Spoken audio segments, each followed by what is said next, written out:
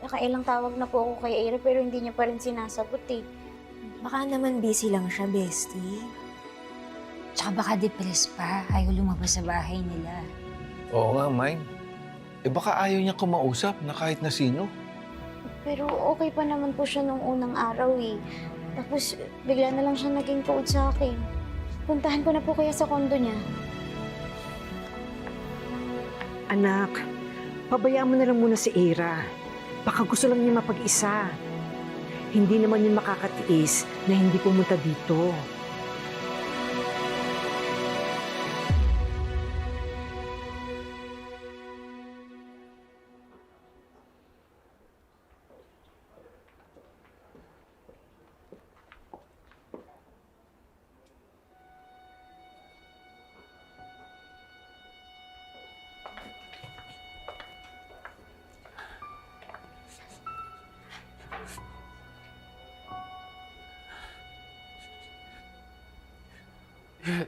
If I had problems, all it took was one call. Mer would be there for me in a heartbeat. Most of the time, I didn't have to say anything. She just knew I wasn't okay. Now, how am I supposed to live without her, Lila? Gusto ko po magpasalamat sa inyo. Miss Funky. Isa po kayo sa dahilan kung bakit hindi makulay yung buhay ni nanay. Sigurado po ako kung nasan man siya ngayon, hindi niya kayo makakalimutan. I promise you, Mer, I will take care of your daughters, Era and Let.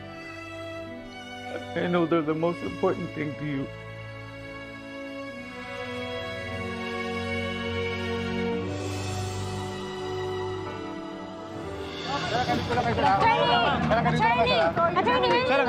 Any new developments in Attorney Simmons' case? May mga leads na ho ba?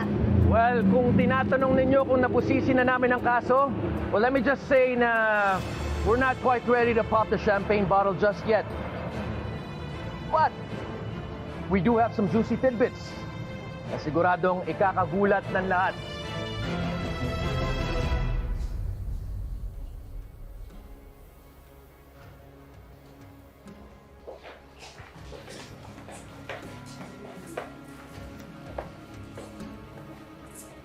Bestie, ini-interview si Attorney Renan.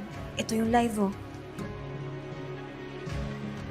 Mukhang may pasabog. May nakalap na tayong solid evidence laban sa alleged perpetrator. Attorney, can you tell us who's the suspect? Well, think of it as the plot twist that you didn't see coming. Attorney, can you tell us who the suspect is? Excited? Kumbaga sa teleserye, wala pa nga tayo dun sa climax. Ending na agad, gusto nyo malaman at mapanood. Rest assured, we're doing our very best to capture our villain. And trust me, when we do, it'll be worth the wait. Alam na nila kung sino pumatay kay nanay? Sino kaya yun, anak? Teka. Bakit sila lang ang nakakaalam? Oo nga. Di ba dapat ina-update ka nila? Wala pa silang sinasabi sa'yo, bestie? Ayun na nga yung pinagtataka ko eh. Bakit wala man lang nag-update sa akin na may development na sa kaso ni nanay? Di ba, anak? Kausap mo si Atty. Spunky? Wala ba siyang nabanggit sa'yo? Wala po. Isasabihin niya naman sa akin kung may nalalaman siya eh. Alam na rin kayo ni Ira po.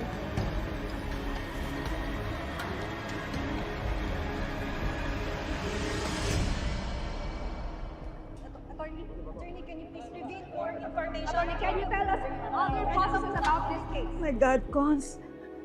They must have found something. What if may evidence na sila against me? Okay. Let me make some calls. I'll get some updates from my contacts. Paano kung may alam na sila? May alam silang tukol sa ano? You're overreacting, Lorena. You were just at the scene, di ba? You talked to Meredith, right? That's it. Si Ino. Hindi dapat madamay si Ino dito. We have to get him out of here now. Damn it, Lorena! What's happening to you? Bakit ka ba nagkakaganyan? Is there something you're not telling me?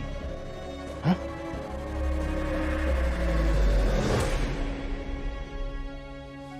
Pati si Attorney Allen hindi sinasagot yung tawag ko. Diyos ko. Ano na ba nangyayari? Eh, sino kaya ang pumatay kay Atty. Mir? Kasama kaya doon yung mga unang suspects? Basta ako, sigurado ko si Patricia. Oo, kasi nga, hindi ba, sumugod dito kagabi, lasing na lasing. O malamang yon na ikanta niya yung krimen na ginawa niya. Patricia yon.